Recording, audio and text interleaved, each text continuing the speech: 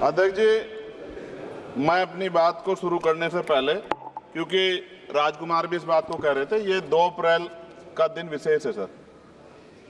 मैं जेल में था सहारनपुर, 2 अप्रैल 2018 को आंदोलन हुआ, 13 नौजवानों ने शहीदगी दी सर। मैं उनको नमन करता हूं सर। और आज फिर 2 अप्रैल है, एक और शहीदगी की तैयारी लग रही। तो मैं उन क्रांतिकारियों को भी आज याद करता हूं जिन्होंने, मुस्लिम क्रांतिकारी जिन्होंने देश की आज़ादी में योगदान दिया। सर, अंदाजे जमाना कहता है कि मौजे हवा रुख बदलेंगी, अंगारों से गुलशन फूटेगा, शबनम से सरारे निकलेंगी। वक्फ संशोधन विधेयक 2024 संवैधानिक मूल्य एवं सांप्रदायिक सौहार्द के लिए गंभीर खतरा है। वक्फ संशोधन विधेयक 2024 संवैधानिक अधिकारों, विधिक सिद्धांतों और धार्मिक स्वतंत्रता पर गंभीर आघात है। विधेयक वक्फ प्रबंधन को कुशल और प्रभावी बनाने का दावा करता है, लेकिन इसके 44 संशोधन इन वादों को पूरा करने में असफल है। हमारा मानना है कि इस संशोधन से स्पष्टता, साक्ष्य और मूल कारण विश्लेषण का अभाव होगा। पूर्व संशोधनों का मूल्यांकन नहीं होगा, हितधारकों से परामर्श की पारदर्शिता नहीं होगी, मौलिक अधिकारों का उल्लंघन होगा। Article 13, article 14, article 25, article 26, article 50, article 300 सर्वोच्च न्यायालय के निर्णय, स्थापित कानून और इस्लामी सिद्धांत और संविधान की भावना का उल्लंघन होगा।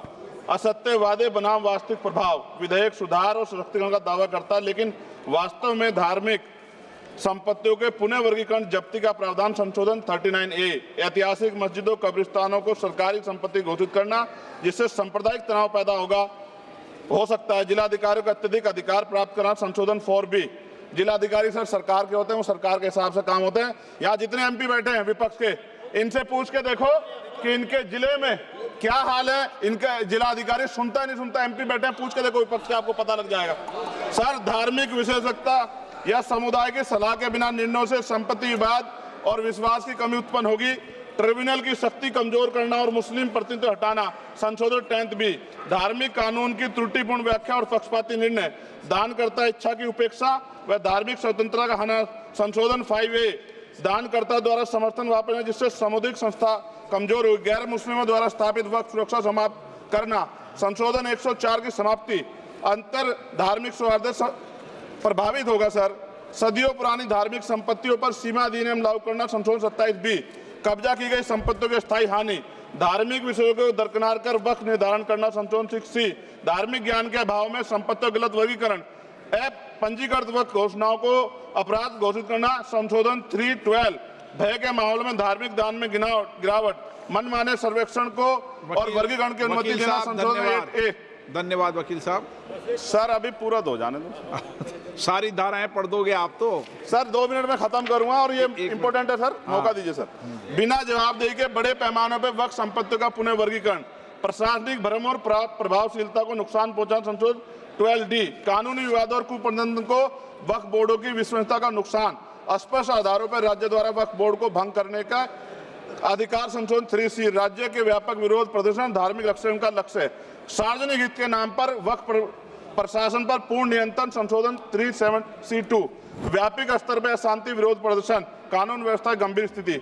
सर, सरकार के उद्देश्य से नजर आता है मुस्लिम समुदाय के योगदानों पर नियंत्रण स्थापित करना, मुसलमानों को उनकी वक्फ संपत्ति वंचित करना, वक्फ स्थापित करने के अधिकार पर प्रतिबंध लगाना, वाकिफ और मुतवल्ली की इस्लामी परिवर्तन करना। इस विधेयक को वर्तमान रूप से स्वीकार करें और समावेशी परामर्श, कानून स्पष्टता, संवैधानिक धार्मिक सुरक्षा सुनिश्चित करें। सर, ये तो बिल पे था सर, क्योंकि आप कहते हैं बिल पे बोलना चाहिए 2 दिन नहीं, लेकिन सर मैं सुबह से सुन रहा हूँ सर 2-3 चीजें बोलूंगा सर। जो विद्वान सरकार मुसलमानों की कितनी हितैषी है सर, कुछ कह रहे हैं क्या? जो विद्वान होता है वो बिल पे बोलता है। सर बस खत्म कर रहा हूं। सरकार कितनी हितैषी है सर? केंद्रीय मंत्रिमंडल में एक भी मुस्लिम मंत्री नहीं है। सच तो यह है कि अभी ईद पे नमाज पढ़ने के लिए भी नए नियम बनाए गए और जो नमाज पढ़ रहे थे उनके पीछे पुलिस कर्मचारी लाठी ले खड़ा था, मैंने खुद देखा सर। अगर सरकार इतनी देर सच्चर कमेटी की रिपोर्ट पर चर्चा कराएगी, बिल्किस बानो के आरोपियों का जेल से बाहर आने के बाद स्वागत किया गया सर। मुसलमानों की जमीन की बात है, SC/ST की जो जमीन है वो छीनी जा रही है सर। कानून से ऊपर उठकर मुसलमानों घरों पर बुलडोजर चलाए गए, सबने देखा। सुरक्षा की बात करते हैं, लिंचिंग की गई, मुसलमान मारे गए सर। कावड़ यात्रा में गरीबों के ठेलों पे सुप्रीम कोर्ट ने ऑर्डर किया कि नाम मत लिखवाओ, देश को मत तोड़ो। अंत में सर बात निकली है तो दूर तक जाएगी। पार्टी सरकार के नेता यात्रा निकाल के कहते हैं मुसलमानों को भगाओ। और कई एक मुस्लिम एमपी पिछली बार सर उनको क्या क्या शब्द निकले, कोई निंदा नहीं हुई सर, और उसका प्रमोशन हुआ। और कभी आपके नेता कहते हैं सरकार गोली मारो, और आप हिंदू राष्ट्र की बात करते हैं सर। मेरा ये कहना है सर, मैं इसका पुरजोर विरोध करता हूं और अपनी एक शायरी के साथ खत्म करूंगा। तो बहुत सुनी मैंने आज दोनों तरफ, जब तक ना बदले जालिम हुकूमत का मिजाज, एहतजाज एहतजाज एहतजाज, और ये तब तक रहेगा जब तक सर अपनी सरकार सोच नहीं होती। धन्यवाद सर।